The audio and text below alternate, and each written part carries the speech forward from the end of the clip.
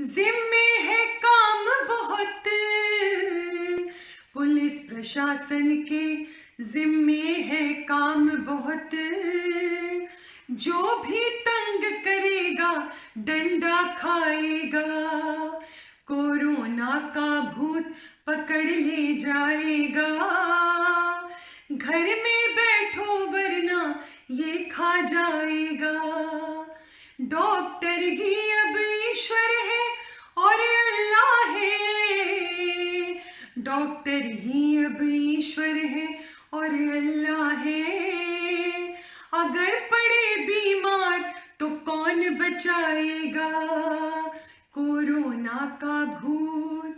लाली बिंदी छोड़ो, मास्क लगा लो तुम। लाली बिंदी छोड़ो, मास्क लगा लो तुम। चेहरे की सुंदरता यही बढ़ाएगा कोरोना का भूत। कुछ दिन जो है जहां वहीं रह जाए तो, कुछ दिन जो है जहां वहीं रह जाए तो, कोरोना भी जल्दी ही मिट जाएगा। कोरोना का भूत पकड़ ले जाएगा। घर में बैठो वरना ये खा जाएगा। आप सभी सचेत रहिए, स्वस्थ रहिए, सुरक्षित रहिए। लॉकडाउन के नियमों का पालन कीजिए, मास्क लगाइए, बहुत ज़रूरी हो तभी घर से बाहर निकलिए, और बाहर निकलिए तो सबसे एक निश्चित दूरी बना कर रखिए। आप सब स्वस्थ रहेंगे। नमस्कार दोस्तों, मैं हूं अर्जुन कपूर और मैं आप सबसे विनती करना चाहता हूं कि जो गवर्नमेंट कह रही है हमारी भलाई के लिए कह रही है, हम सब की भलाई के लिए, वो चाहती है हम घर पे रहे 21 दिन। और मानिए कि they have thought about this, they have understood why it is important. इस बीमारी को हराना बहुत जरूरी है। It is very important that we pay attention, we understand the government wants what is best for us, वो जानती है। तो प्लीज प्लीज प्लीज उनकी बात मानिए और घर पे नागरिक की तरह घर पर हूँ और सोशल डिस्टेंसिंग फॉलो कर रहा हूँ। हाँ, मैं भी। मुझे कुछ डाउट्स हैं आरोग्य सेतु ऐप के बारे में। इसको इंस्टॉल करने के बाद क्या-क्या जानकारी देने की जरूरत है? जब आप एप्लीकेशन पे रजिस्टर करते हो तो आपका मोबाइल नंबर और नाम, उम्र, लिंग, व्यवसाय और आपने पिछले 30 दिनों में कहाँ यात्रा की है आदि की जानकारी मांगी जाती है। यह ऐप आपसे ब्लूटूथ और जीपीएस लोकेशन ऑन रखने का भी निवेदन करता है। ये इन्फॉर्मेशन किसके पास जाती है? आपके द्वारा दी गई जानकारी एन्क्रिप्ट करके सुरक्षित तरीके से सर्वर पे स्टोर कर दी जाती है। फिर मैं कहाँ जाता हूँ, किससे मिलता हूँ, ये सब जानकारी भी क्या सर्वर पे स्टोर होती है? नहीं, अगर आप किसी अन्य व्यक्ति जिन्होंने यह ऐप इंस्टॉल किया है उनके संपर्क में आते हैं तो यह ऐप यही जानकारी आपके मोबाइल में ही स्टोर कर लेता है, एन्क्रिप्ट करके। ओके, तो यह जानकारी मोबाइल के बाहर नहीं जाती?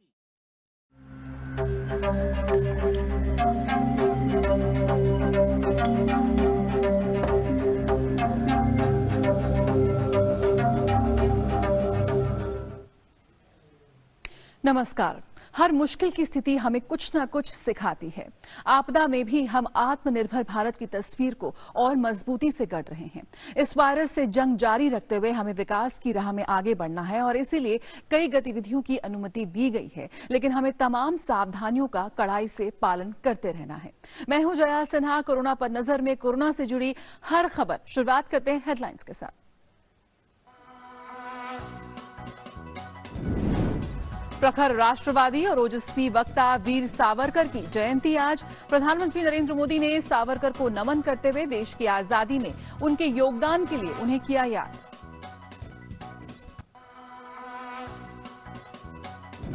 देश में कोरोना वायरस के 86,110 सक्रिय मामले, 67,691 मरीजों को इलाज के बाद अस्पताल से मिली छुट्टी। कोरोना के कारण 4,531 लोगों की मौत।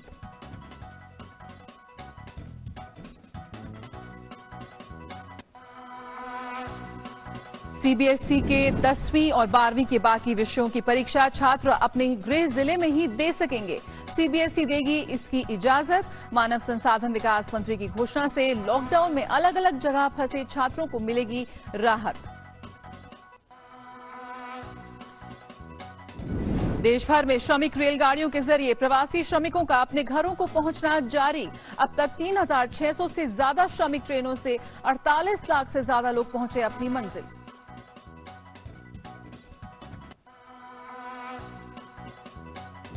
विदेशों में फंसे भारतीयों को स्वदेश लाने के लिए सरकार का वंदे भारत मिशन जारी। जापान, तजाकिस्तान और ऑस्ट्रेलिया में फंसे यात्रियों को लेकर विमान हुए भारत के लिए रवाना।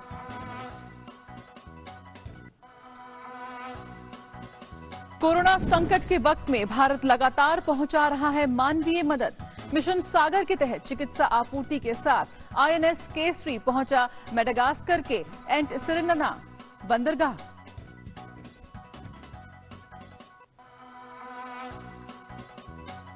दुनिया भर में कोरोना का कहर जारी। 56,93,000 से ज्यादा लोग हैं दुनिया भर में कोरोना से संक्रमित।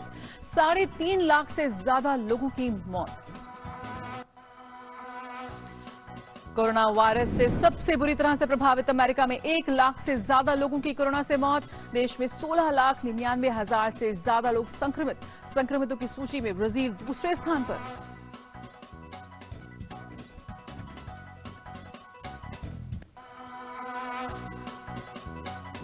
विश्व स्वास्थ्य संगठन ने कोरोना वायरस के खिलाफ लड़ाई में वित्तीय साधन जुटाने के लिए अपनाया एक गैर पारंपरिक तरीका। संगठन के डोनर बेस को और मजबूत बनाने के लिए विश्व स्वास्थ्य संगठन फाउंडेशन का किया ऐलान।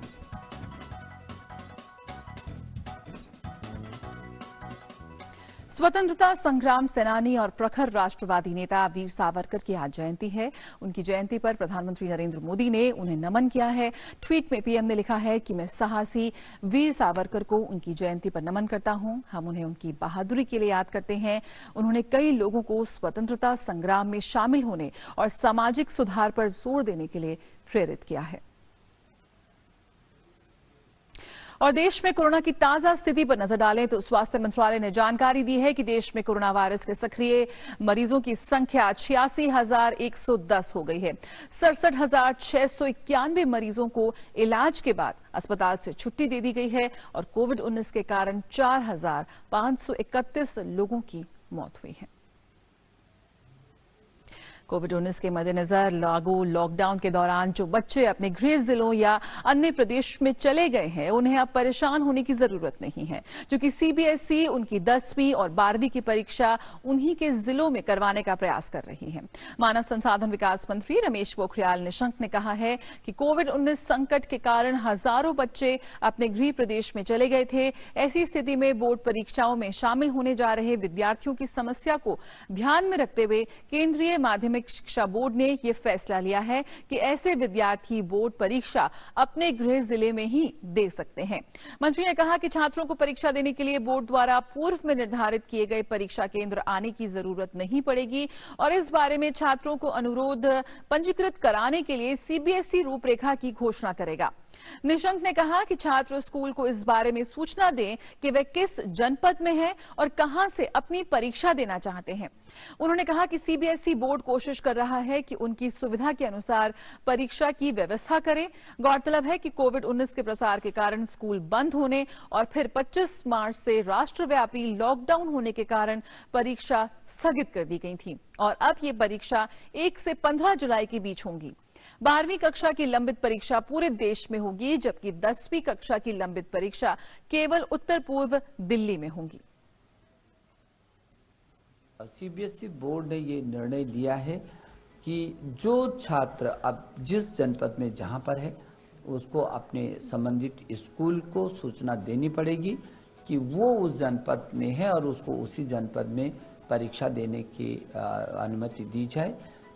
तो आप अपना जल्दी से जल्दी आप जिस जनपद में हैं अपने स्कूल को बताइए और बताइए कि आप वहीं पर परीक्षा देने वाले हैं, देना चाहते हैं। तो सीबीएसई बोर्ड ये कोशिश कर रहा है कि हर हालत में आपकी सुविधा के अनुसार उसी जनपद में आपको परीक्षा देने की अनुमति होगी। जून के प्रथम सप्ताह में आपको अपने स्कूलों से लगातार संबद्ध करना पड़ेगा। और देश में श्रमिक रेलगाड़ियों से प्रवासी श्रमिकों को उनके घरों तक पहुंचाना जारी है। इस दौरान यात्रियों की स्वास्थ्य जांच और सैनिटाइजेशन का खास तौर पर ख्याल रखा जाता है। भारतीय रेल की ओर से मिली जानकारी के अनुसार 3604 विशेष श्रमिक ट्रेन चलाई जा चुकी हैं, जिनमें लगभग 48 लाख से ज्यादा लोगों को गंतव्य तक पहुंचाया जा चुका है। इस दौरान रेलवे ने 78 लाख लोगों तक खाना बांटा और 1 करोड़ पानी की बोतल भी बांटी है। इसके अलावा 12 मई से रेलवे दिल्ली को जोड़ने वाली 15 जोड़ी विशेष ट्रेनें भी चला रही है। साथ ही 1 जून से 200 और रेल चलाने की योजना है। और वंदे भारत मिशन के तहत विदेशों में फंसे भारतीयों को स्वदेश लाना जारी है। ऑस्ट्रेलिया के मेलबर्न से एक विमान 214 यात्रियों को लेकर हैदराबाद के लिए रवाना हुआ, तो वहीं मेलबर्न में पिछले काफी वक्त से फंसे लोग भारत आने के लिए बेहद उत्साहित दिखे। और वंदे भारत मिशन के तहत टोक्यो से 223 यात्रियों को लेकर पहला विमान मुंबई रवाना हो गया है। ये लोग स्वदेश वापसी की खबर से बेहद खुश नजर आए।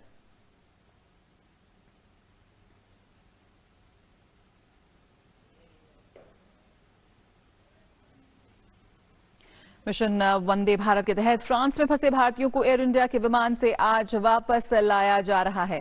फ्रांस से बेंगलुरु होते हुए कोच्चि के लिए विशेष विमान ने उड़ान भरी है। यात्रियों ने अपनी निकासी पर खुशी जताई है और इस पहल के लिए भारत सरकार को धन्यवाद कहा है। वहीं एयरपोर्ट पर भारतीय वाणिज्य दूतावास के अधिकारी देशवासियों की मदद के लिए मौजूद रहे। I've been in France from past 3 months, and I've been in touch with the embassy and the consulate for longer time, and they've been so helpful. They're arranging this thing very, very nice, and then even though there are delays in the flights and things like that, but they're keeping everything on track, and then we are actually happy to go back home. And thank you so much. It was really nice experience that you people have helped us, and and also it was. Thanks to you guys, for you only, we had got a chance to go back to India, because we are thinking to go back, since long 1 month, but we stuck. So thank you guys. I've been in Paris for like 1.5 years now, and during this emergency period, pandemic period, Indian Embassy has helped all of my roommates and my friends to arrange this emergency flight for us. And I'd like to thank Indian Embassy, Indian government for helping us, and it's a very pleasure for us to work to have such an incredible embassy and the government of India. Thank you. तो मुश्किल में फंसे भारतीयों की हो रही है वतन वापसी। और आइए अब देखते हैं ग्राउंड जीरो से कुछ खबरें।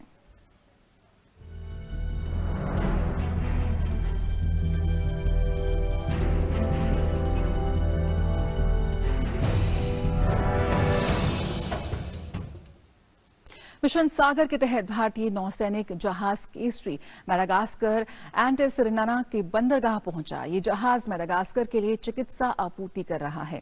केंद्र सरकार ने कोविड-19 महामारी के बीच इसी महीने मिशन सागर का शुभारंभ किया था, जिसके जरिए मालदीव, मेडागास्कर, सेशल्स और कोमोरोस में चिकित्सा से जुड़ी मदद मुहैया कराना है। केसरी का संचालन रक्षा मंत्रालय और विदेश मंत्रालय के आपसी सहयोग से हो रहा है। और कर्नाटक सरकार ने कन्नड़ टीवी सीरियल्स की शूटिंग को इजाजत दे दी है। हमारी संवाददाता आयशा खानम ने बताया कि टीवी सीरियलों की शूटिंग शुरू हो गई है और अब नए नियमों के तहत शूटिंग के वक्त सेट में सिर्फ 20 से अधिक क्रू मेंबर नहीं होंगे। The show must go on. Entertainment industry से जुड़े तमाम लोगों के लिए ये एक ऐसा नारा है जिसके जरिए लोगों को प्रोत्साहन दिया जाता है, मोटिवेट किया जाता है कि चाहे सामने जितनी भी बड़ी चुनौती हो, लेकिन वो अपना काम करते रहें। और शायद यही वजह है कि फिल्म इंडस्ट्री ने इस नारे को बुलंद करते हुए अपनी कामयाबी के झंडे गड़े हैं। अब इसी बात को लेकर कर्नाटक में भी सरकार ने टेलीविजन इंडस्ट्री को काम शुरू करने की इजाजत दे दी है, जिसके बाद टेलीविजन इंडस्ट्री से जुड़े तमाम लोग राहत की सांस ली है। और अब टेलीविजन सीरियल्स के तमाम शूटिंग जो है कर्नाटक में शुरू हो गई है, लेकिन इसके लिए कर्नाटक सरकार ने कई शर्तें रखी है और कहा है कि क्रू में महज 20 सदस्य ही काम कर सकते हैं। कर्नाटक सरकार की हरी झंडी दिखाते ही कई आर्टिस्ट अपने अपने सेट पर पहुंचे और सीरियल्स की शूटिंग शुरू हो गई। और अब टेलीविजन इंडस्ट्री भी शूटिंग शुरू कर रही है, तो फिल्म इंडस्ट्री भी यही उम्मीद लगा रही है कि जल्द से जल्द उन्हें भी शूटिंग करने की इजाज़त मिलेगी, ताकि घर में बैठे तमाम आर्टिस्ट अपने अपने काम पर वापस लौट सके। शूटिंग बंद होने की वजह से टीवी इंडस्ट्री को भी करोड़ों का नुकसान हुआ है और कई जूनियर आर्टिस्ट भी बेरोजगार घरों में बैठे रहे। लेकिन अब कर्नाटक सरकार की इस पहल के बाद तमाम लोग अपने अपने काम पर लौट रहे हैं और जिंदगी धीरे धीरे पटरी पर लौटती हुई नजर आ रही है। Ayesha Khanam, DD news, Bangalore. बिल्कुल, तो लाखों लोगों का रोजगार जुड़ा है इस टीवी और फिल्म इंडस्ट्री से और ऐसे में ये शुरुआत बिल्कुल एक अच्छी पहल साबित हो सकती है। और 60 दिन के लंबे अंतराल के बाद जयपुर के पब्लिक पार्क में एक बार फिर से रौनक लौट आई है। लोग घरों से निकलकर एक्सरसाइज कर रहे हैं और ताजा हवा का आनंद ले रहे हैं। देखिए जयपुर से विशाल बैरिस्टर की रिपोर्ट। 2 महीने के लॉकडाउन के बाद अब पार्क्स पे फिर से चहल पहल लौट आई है और आप देख सकते हैं लोगों के चेहरे पे मुस्कान है, वो एक्सरसाइज कर रहे हैं, स्ट्रेच आउट कर रहे हैं। तो क्या नाम है आपका? अर्चना तांबी। ये बताइए कि कैसी फीलिंग है आपके चेहरे पे? काफी तनाव मुक्त लग रही है आप। घर के काम काजों से फ्री है, टेंशन फ्री है। अच्छा लग रहा है पार्क में आके? हाँ, बहुत अच्छा लग रहा है। आपको कैसा लग रहा है? बहुत अच्छा लग रहा है, पुराने फ्रेंड्स मिल रहे हैं, एंजॉय कर रहे हैं, वर्कआउट कर रहे हैं, अच्छा है सब। पुराने फ्रेंड्स मिल रहे हैं, वर्कआउट कर रहे हैं। हम छोटा बच्चा भी, हम उससे भी बात करेंगे। क्या नाम है बेटा? गर्वित। ये बताओ कि पार्क में इतने दिनों के बाद आके कैसा लग रहा है? मेरे को अच्छा लग रहा है, अब मैं पार्क में आके खेल भी सकता हूँ, मस्ती भी कर सकता हूँ। पार्क में आप इतने दिनों से अपने फ्रेंड्स को मिस कर रहे थे, अब कैसा लग रहा है? बहुत अच्छा लग रहा है हम लोगों को। जो मित्र मंडली हमारी थी, जो हम रेगुलर पार्क में मिलते थे, गपशप करते थे, आशासन करते थे, योगा करते थे, उन सब मित्रों से मिलना बड़ा आनंद आ रहा है, अच्छा फील हो रहा है। अच्छा फील हो रहा है, आनंद आ रहा है। और क्यों ना, प्रकृति की गोद में सबको अच्छा लगता है। फ्रेश एयर है, ऑक्सीजन है, हरियाली है और चेहरों पे फिर से मुस्कान लौट आई है। विशाल बैरिस्टर, डीडी न्यूज, जयपुर। और बिल्कुल कोविड-19 के इस प्रकोप के बीच भी कुछ राज्यों से कुछ अच्छी खबरें आ रही हैं, आइए वो देखते हैं।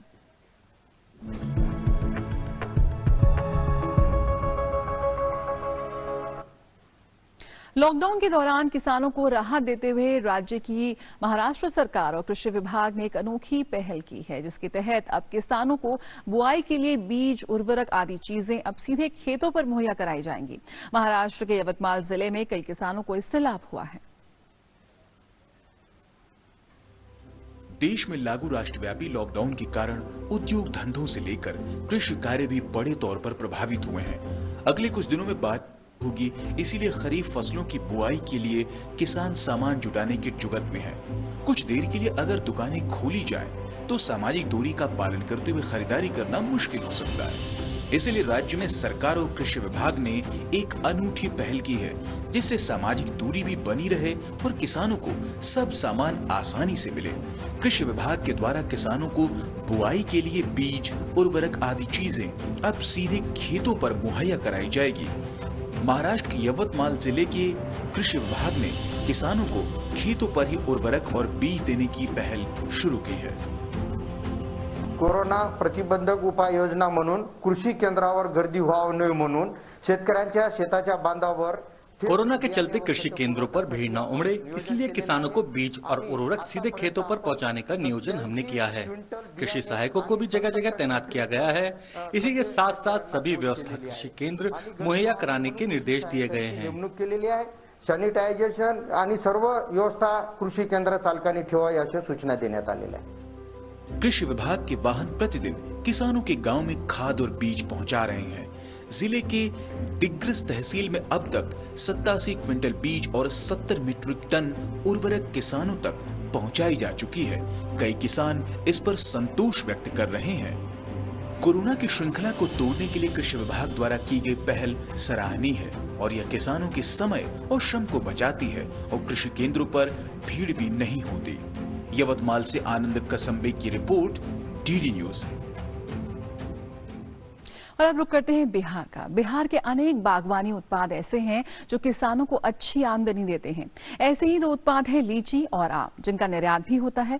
मुजफ्फरपुर की शाही लीची को तो जीआई टैग भी मिल चुका है। लॉकडाउन के दौरान किसानों को अपना उत्पाद बेचने में दिक्कत ना हो और उन्हें अपनी उपज का सही मूल्य मिले, इसके लिए डाक विभाग और बिहार के उद्यान विभाग के बीच एक करार हुआ है। ऑनलाइन बुकिंग के माध्यम से डाक विभाग इन उत्पादों को ग्राहकों के घर तक पहुंचा रहा है। बिहार के मुजफ्फरपुर की लीची जग प्रसिद्ध है। ऐसे ही भागलपुर का जर्दालू आम भी काफी लोकप्रिय है। इस बार इन दोनों फलों की पैदावार भी काफी हुई है, लेकिन लॉकडाउन की वजह से लोगों तक ये पहुंच पाएगा या नहीं, इस बात में शक है। मजबूरन फल उत्पादकों को स्थानीय मंडी में इन्हें औने पौने भाव बेचना भी पड़ सकता है। इस आशंका के मद्देनजर राज्य सरकार ने बिहार पोस्टल सर्कल के साथ इन उत्पादों को उपभोक्ताओं के घर तक पहुंचाने का करार किया है। जो शाही लीची है वो मुजफ्फरपुर से लाई जाए, पटना में लाकर लोगों के डोर स्टेप्स पे हर आदमी के घर घर पहुंचाई जाए। जर्दालू आम को भागलपुर से लाकर पटना में भी डोर स्टेप से पहुंचाई जाए। तो लोग इस संबंध में अपना ऑर्डर जो उद्यान विभाग का वेबसाइट है उस पर डायरेक्टली बुक कर सकते हैं। जर्दालू आम 5 केजी के पैकिंग्स में उपलब्ध होंगे और लीची 2 केजी के पैकिंग्स में उपलब्ध होंगे। डाक विभाग ने इसकी ऑनलाइन बुकिंग शुरू कर दी है और अब तक 4400 किलोग्राम लीची के लिए ऑर्डर दिए जा चुके हैं। सीजन के दौरान बुकिंग 1 लाख किलोग्राम तक पहुंच सकती है। आम के ऑर्डर मई के अंतिम सप्ताह से लिए जाएंगे। उधर पूर्वी चंपारण में लीची उत्पादकों को अपने उत्पाद जिले के बाहर भेजने की अनुमति मिल गई है। इसके लिए जिला प्रशासन विशेष पास जारी करेगा। जिलाधिकारी शीर्षत कपिल अशोक ने बताया कि कोरोना के कारण लीची उत्पादकों को होने वाली परेशानियों को दूर करने का प्रयास किया जा रहा है। इसके अलावा लीची का प्रोसेसिंग प्लांट लगाने के लिए सरकार 50% अनुदान देगी। किसानों का जो परेशानी है मुख्यतः 3 कारण से है। एक तो प्रोडक्शन, जिसमें आपने स्टिंग बग की बात करी कि स्टिंग बग जो है प्रोडक्शन घटा दे रहा है, ठीक है। सेकंड चीज़ जो है उसका वैल्यू एडिशन और प्रोसेसिंग, उसमें कोल्ड स्टोरेज आ रहा है, उसके बाद जो है उसका जूस बनाना, पैकेज जो है जूस के पैकेट्स हम भेजना और इसका ये, और तीसरा है मार्केटिंग, जिसमें ट्रेडिंग का इशू आ रहा है। तो अभी क्योंकि प्रेजेंटली क्रॉप हमारा रेडी है, एक 7 दिन के अंदर जो है पीक पीरियड पे आ जाएगा वो, तो मेनली लॉकडाउन के पीरियड में जो है उनको पास उपलब्ध कराना, संबंधित जिले से संबंधित राज्य से वार्ता करके उनको फैसिलिटेट करना अभी हमारी पहली प्रायोरिटी रहेगी। मोतिहारी से आलोक कुमार के इनपुट के साथ ब्यूरो रिपोर्ट, दूरदर्शन समाचार, पटना। और आइए देखते हैं कि दुनिया भर में कोविड-19 का कहर किस तरह से जारी है।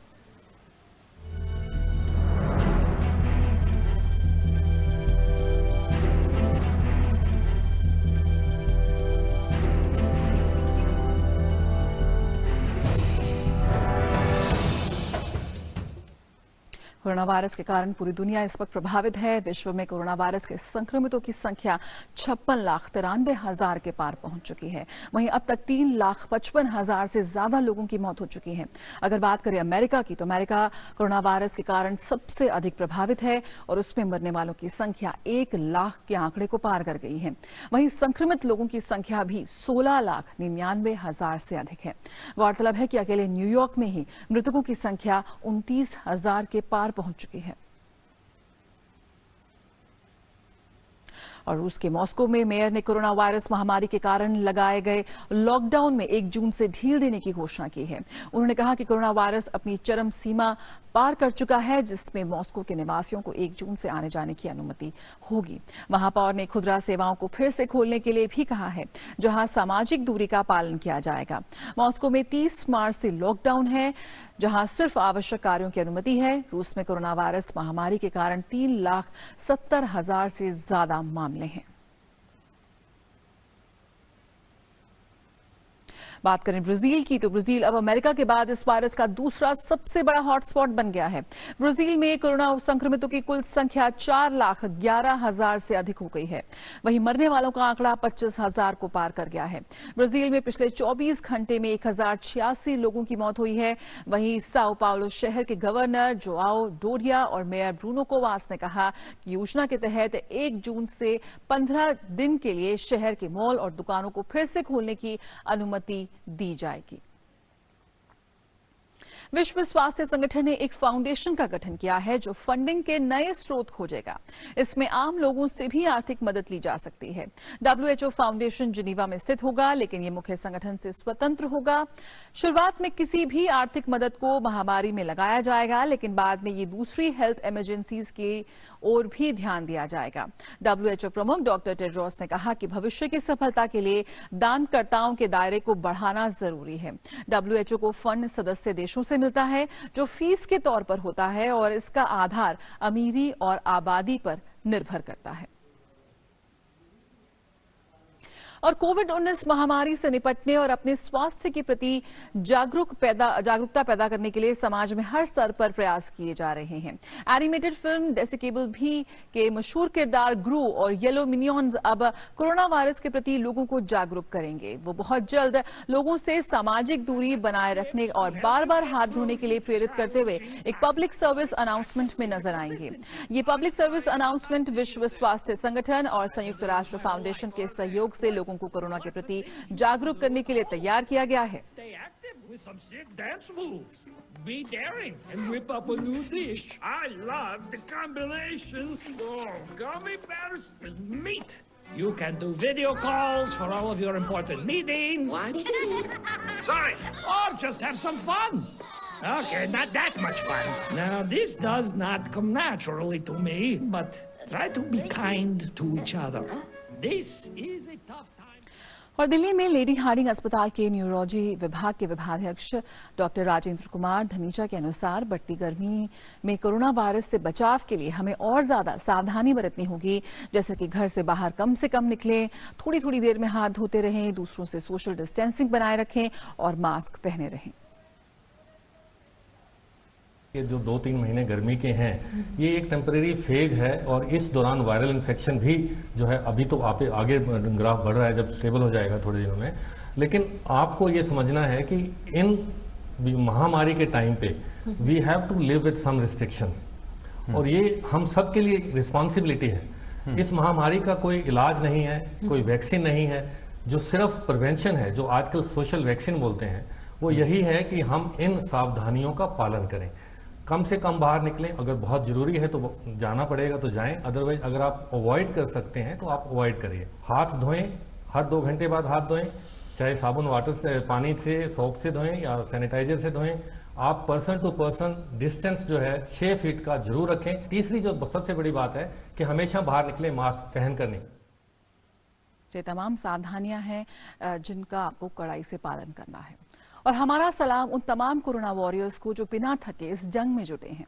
2 गज दूरी है बेहद जरूरी। आत्मनिर्भर बनने के लिए बढ़ाएं कदम, सकारात्मक रहें, क्योंकि शारीरिक स्वास्थ्य के साथ साथ मानसिक स्वास्थ्य भी बेहद जरूरी है। अफवाहों से बचें, क्योंकि सावधानी ही बचाव है, तभी जीतेगा इंडिया और हारेगा कोरोना। आपको छोड़े जाते हैं गुरुदेव रविंद्रनाथ टैगोर के इस कालजयी प्रेरणादायक देशभक्ति गीत के साथ। एकला चलो रे। नमस्कार।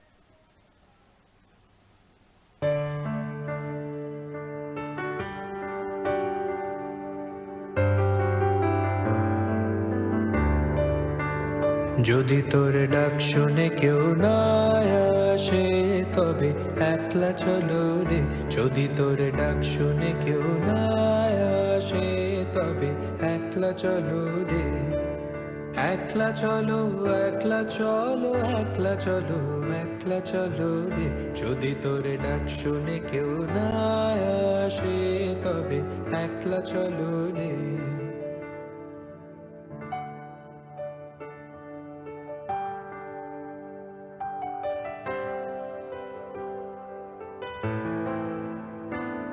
যদি কেউ কথা না কয়, ওরে ওরে ও ভাগা, কেউ কথা না কয়। যদি সবাই থাকে মুখ ফিরায়, সবাই করে ভয়। যদি সবাই থাকে মুখ ফিরায় সবাই করে ভয় তবে পরাণ খুলে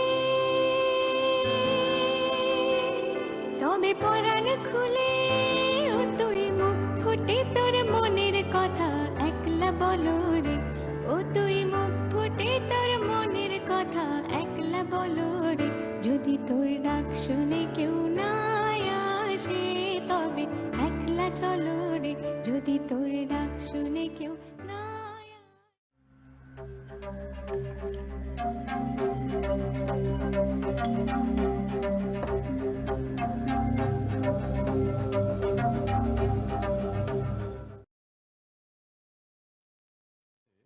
हमें बहुत कुछ सीखना है। याद है जब बचपन में हमें खांसी बुखार हो जाता था, बदन दुखता था तो हम रोते हुए माँ के पास जाते थे और उन्हें अपनी तकलीफ बताते थे। माँ कुछ घर की दवाई जैसे काढ़ा हो हल्दी हो उससे आराम देती थी हमें, जरूरत पड़ने पर डॉक्टर के पास ले जाती थी और कुछ दिनों बाद हम खेलने कूदने लग जाते थे। आज कोरोना की इस लड़ाई में हमें फिर से यही करना है, अपनी तकलीफ को अपनों को बताना है, राहत पाना है, इलाज कराना है, खेलना कूदना है, जीतना है। इसी में सबकी भलाई है। देखिए बीमारी कोई कलंक नहीं होता है, परिवार तो आपका भला ही चाहता है ना। तो चलिए फिर से बच्चे बन जाते हैं, अपनी तकलीफ अपनों को बताते हैं। कोरोना से हमें लड़ना है, डरना नहीं है।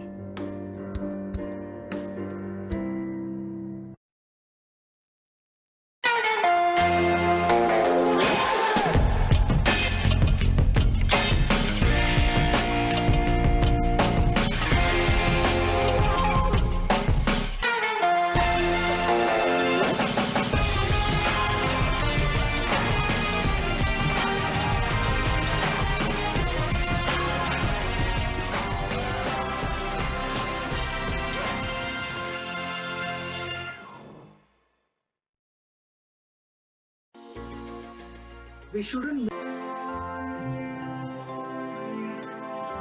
We are making this stylish mask to combat COVID-19. This is crochet and this is woolen crochet. So we have this breathing space and this astar lining of cotton, but this is not pure cotton. So